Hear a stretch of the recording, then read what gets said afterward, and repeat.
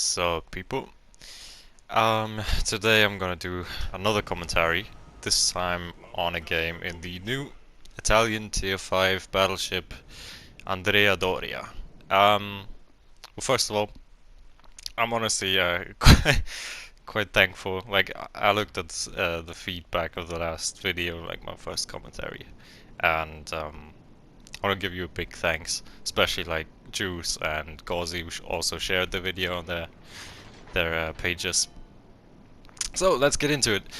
The Andrea Doria, basically, you can imagine it like a beefed up version, like a Giulio Cesare on steroids, and it has SAP secondaries.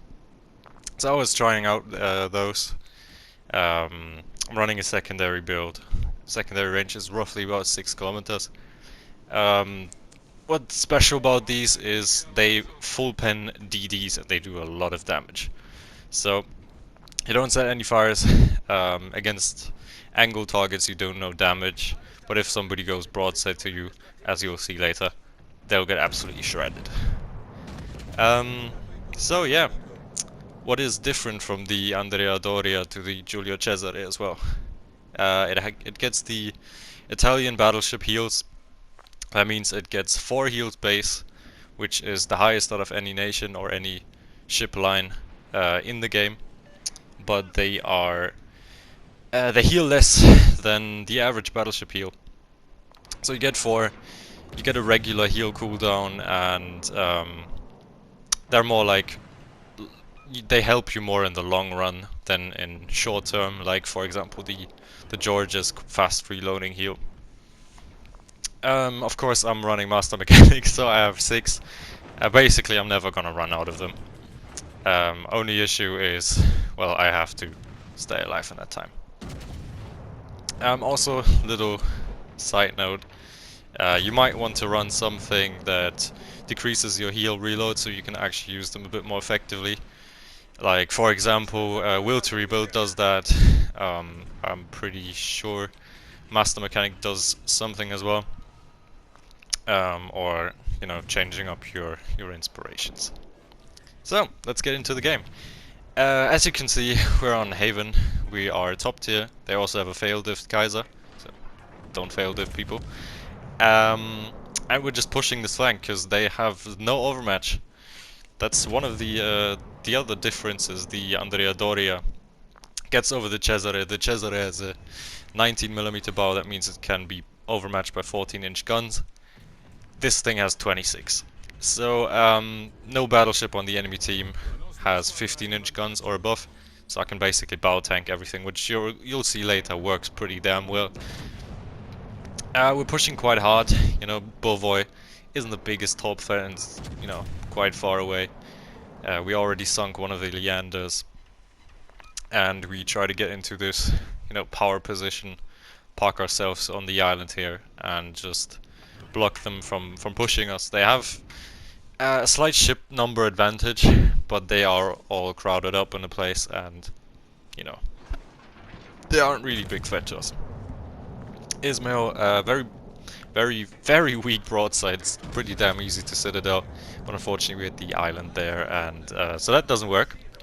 So we'll push up, try to get our secondaries in.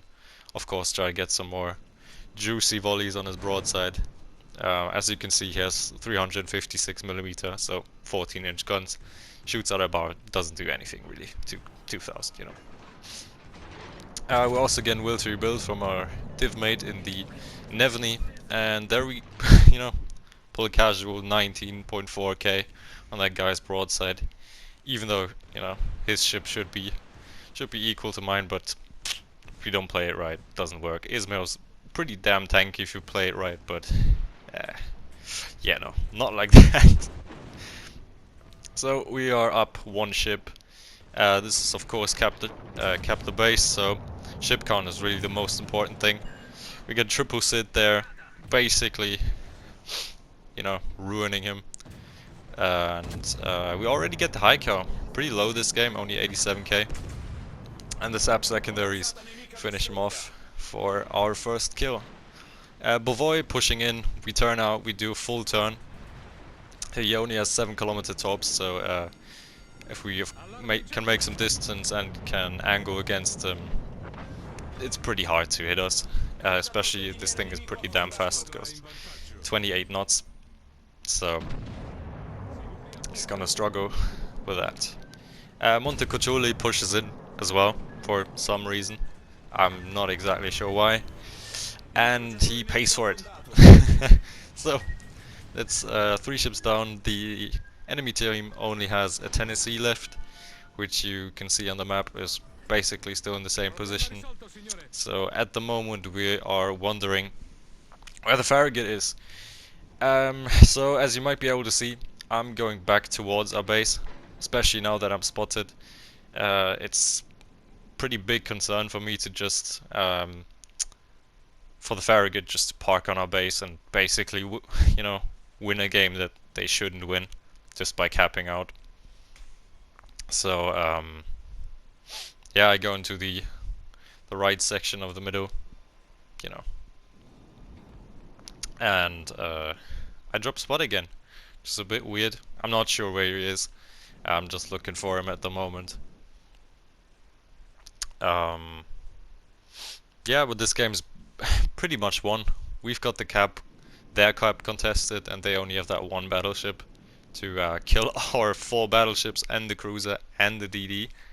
And the enemy Farragut is nowhere to be seen. So we pop another heal. Of course, we're already 6.5 minutes in. We still have, you know, 2 of them left and 1 of them running. So long term, these Italian heals are really, really good. If I happen to pull one of the other the other Italian battleships, I'll make a video on that too if I get a good game. But so far, the impression isn't too bad. Pretty sure the Andrea Doria is the best one out of the pack. The Caracciolo, tier 6, seems to be quite the skill-dependent ship, because it's really squishy. The first time I ran into one, I citadeled it in my Charles Martel, you know, cruiser, not usually known for citadeling battleships. So that's a pretty soft ship. The Conte de Cavour is basically a Julius Cesare, but it before it's refit, so it has a bit of a weird turret setup, but should be pretty decent. And the tier 3, you know, it's a tier 3, it's just another Gangood style ship. So that one's not too interesting to me, at least. So we get the Farragut, luckily. So we're on 4 kills. Of course, I'm thinking, you know, please let me get the Kraken. New York is pushing the Tennessee, and I rush over there, you know, trying to finish him off. And well, I guess you'll see whether I can do it or not. And otherwise, that'd be it for this one from me. And I'll see you guys later.